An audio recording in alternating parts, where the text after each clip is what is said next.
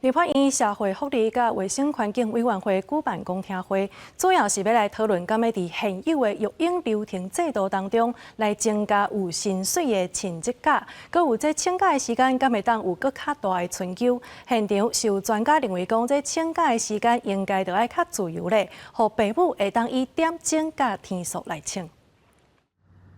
妹妹古水向镜头来一个起司摆，伊的爸爸妈妈嘛特别摆假，带来儿童新乐园佚佗。伫这种非假日的时间，会当带囡仔出门佚佗，父母毋是爱特别摆假，无就是爱家己开店做生意的，才会当自由带囡仔出门来佚佗。当然是希望可以去配合他啦，但是有些时候坦白说，你说公司上面能不能配合的就不一定。大家都双薪家庭，但我们如果自己开店，就真的比较可以安排自己的事情，也比较自由一点。对，那如果小孩临时真的生病了，也有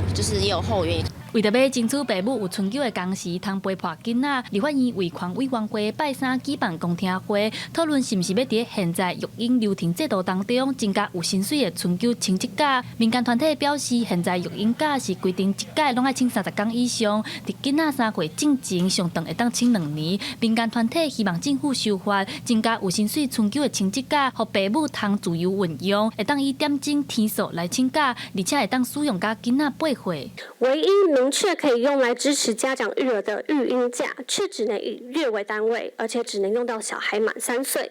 有家长就说：“我的小儿子肠病毒，隔天传染给大的，2个孩子几乎停课半个月，我只能硬着头皮用完特休再请事假，浮现干脆辞职的念头。” 不过，有律师认为育婴流程头家免付员工薪水，不过若增加有薪水的春秋请职假，头家就要增加人事的成本，而且目前就有家庭假通用。留职停薪的重点是停薪呐，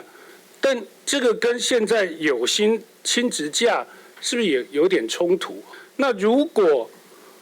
我们现在又多出了一个有薪弹性亲职假，那会不会社会上？ 可能也搞不清楚，跟现在的家庭照护假有什么不一样？少子化一定是国家的危机，为着要提悬少年翁仔某生囝的意愿，国家这几档有咧推动真济福利。现场嘛有专家建议，要修法进前应该爱先确认亲职假背后的理念，才当顾虑到员工头家的立场，推出一个大家拢满意的制度。记者陈阿选柯敏哲台北报道。